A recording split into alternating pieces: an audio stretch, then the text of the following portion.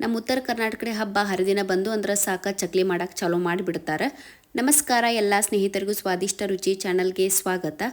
ಈ ಚಕ್ಲಿ ಒಳಗೆ ಅಕ್ಕಿ ಚಕ್ಲಿ, ಮೈದಾ ಚಕ್ಲಿ, ಜೋಳದ ಹಿಟ್ಟಿನ ಚಕ್ಲಿ, ವೆರೈಟಿ ಆಫ್ ಚಕ್ಲಿ ಮಾಡಬಹುದು. ಆದರೆ ಇವತ್ತು ನಾನು ನಿಮಗೆ ಡಿಫ್ರೆಂಟಾಗಿ ಹೆಸರು ಬೇಳೆ ಯೂಸ್ ಮಾಡಿಕೊಂಡೆ ಯಾವ ರೀತಿ ಸಿಂಪಲಾಗಿ ಚಕ್ಲಿ ಮಾಡೋದು ಅಂತ ಹೇಳಿ ತೋರಿಸ್ತೇನೆ. ಇಲ್ಲಿ ನಾನು ಒಂದು ಅರ್ಧ ಕಪ್ ಅಷ್ಟು ಹೆಸರುಬೇಳೆ ಕ್ಲೀನ್ ಮಾಡಿ ತೊಗೊಂಡೇನಿ. ಇವನ್ನ ಕುಕ್ಕರ್ಗೆ ಹಾಕ್ಕೊಂಡು ಕ್ಲೀನಾಗಿ ತೊಳ್ಕೊಂಡು ಯಾವ ಕಪ್ಪಿಲ್ಲೇ ತೊಗೊಂಡಿಲ್ಲ ಹೆಸರುಬೇಳೆ ಅದೇ ಕಪ್ಪಿಲ್ಲೇ 3 ಕಪ್ ನೀರು ಹಾಕ್ಕೋತೇನೆ. ಇದನ್ನು ಒಂದು 2 ವಿಸಿಲ್ ಹೊಡ್ಸ್ಕೊತೇನೆ ರೀ. ಹೆಸರುಬೇಳೆ ಜಲ್ದಿ ಕುದೀತಾವೆ, ಒಂದು 2 ವಿಸಿಲ್ ಹೊಡೆಸಿದ್ರೆ ಸಾಕು, ಚಲೋತಾಗ ಕುದೀತಾವೆ. ಇವನ್ನ ಈ ಕಡೆ ಕುದಿಯಾಕಿಟ್ಟು ಈ ಕಡೆ ಒಂದು 2 ಕಪ್ ಅಷ್ಟು ಅಕ್ಕಿ ಹಿಟ್ಟು ಹಾಕ್ಕೋತೀನಿ. ಹೆಸರುಬೇಳೆ ಅರ್ಧ ಕಪ್ ತೊಗೊಂಡಿಲ್ಲ, ಅದಕ್ಕೆ 2 ಕಪ್ ಅಕ್ಕಿ ಹಿಟ್ಟು ತೊಗೊಂಡ್ರೆ 4 ಪಟ್ಟು ತೊಗೋಬೇಕ್ರಿ. ಅಕ್ಕಿ ಹಿಟ್ಟು ತೊಗೊಂಡು ಅದಕ್ಕೆ 1 ಸ್ಪೂನ್ ಜೀರಿಗೆ ಹಾಕೋತೀನಿ, 1 ಸ್ಪೂನ್ ಅಜ್ವಾಯಿನ್ ಈ ರೀತಿ ಉಜ್ಜಿ ಹಾಕೋತೇನೆ ಅಂದ್ರೆ ಘಮ್ ಅಂತೇಳಿ ಸ್ಮೆಲ್ ಬರ್ತಾವೆ. ಹಂಗೆ ಹಾಕೋಕಿನ ಹಿಂಗೆ ಹಾಕೋದು ಚಲೋ. ಆಮೇಲೆ ಒಂದು 2 ಸ್ಪೂನ್ ಎಳ್ಳು ಹಾಕೋತೇನೆ. ನೀವು ಬೇಕಂದ್ರೆ ಕರಿ ಎಳ್ಳು ಹಾಕೋಬೋದು, ನಾ ಇಲ್ಲಿ ಬಿಳಿ ಎಳ್ಳು ಹಾಕ್ಕೊಂಡೇನಿ.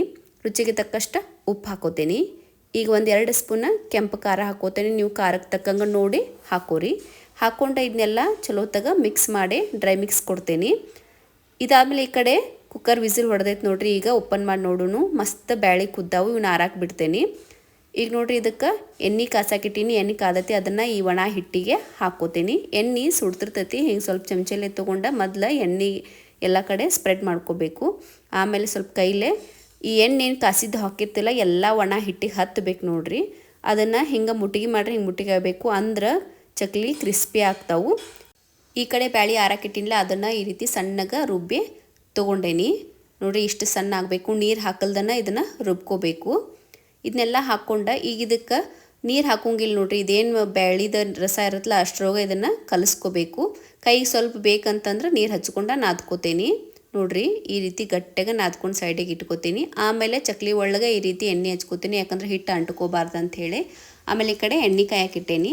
ಸ್ವಲ್ಪ ಹಿಟ್ಟು ತೊಗೊಂಡು ಸ್ವಲ್ಪ ತಳ್ಳಗಂದ್ರೆ ನೀರು ಹಚ್ಚಿ ಸ್ವಲ್ಪ ಹಿಂಗೆ ಮಿಜ್ಕೊಂಡು ಇದನ್ನು ಸಿಲಿಂಡ್ರ್ ಆಕಾರ ಮಾಡಿ ಚಕ್ಲಿ ಒಳಗೆ ಹಾಕೋತೀನಿ. ಇವನ್ನೇನು ನಾನು ಪ್ಲೇಟ್ ಒಳಗೆ ಹತ್ಕೋಂಗಿಲ್ಲ, ಡೈರೆಕ್ಟಾಗಿ ಎಣ್ಣೆ ಒಳಗೆ ಬಿಡ್ತೇನೆ ನೋಡಿರಿ. ಎಣ್ಣೆ ಸ್ವಲ್ಪ ಹಿಟ್ಟು ಹಾಕಿ ನೋಡಿರಿ, ಮ್ಯಾಲೆ ಬಂತು ಅಂದ್ರೆ ಹಿಟ್ಟು ಎಣ್ಣೆ ಕಾದತ್ತಂಥೇಳಿ. ಈಗ ನೋಡಿರಿ ಡೈರೆಕ್ಟನ್ನ ಚಕ್ಲಿನ ಒತ್ಕೋತೀನಿ.